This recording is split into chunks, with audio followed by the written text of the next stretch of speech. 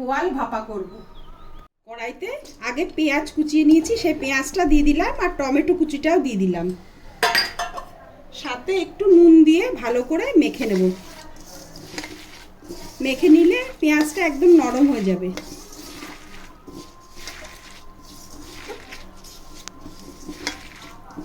Paste করে রাখা সর্ষে, পোস্ত আর লঙ্কাটা দিয়ে দিলাম। হাফ টিস্পুন হলুদ দিয়ে দিলাম। চিলি পাউডার হাফ টিস্পুন দিয়ে দিলাম। ধনেপাতা কুচি দিয়ে দিলাম। মশলাটাকে ভালো করে মেখে নিলাম।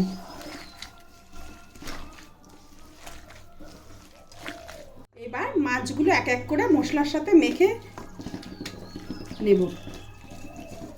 এবার কাঁচা সর্ষের তেলটা উপর দিয়ে দেবো।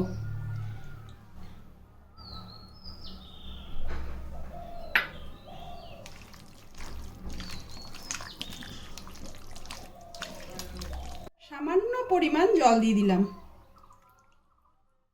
গ্যাসের ফ্লেমটা লো টু মিডিয়ামে রেখে ঢেকে দিলাম। বোয়াল ভাপা কমপ্লিট হলে এবার গরম ভাতের সাথে সার্ভ করে দেবো।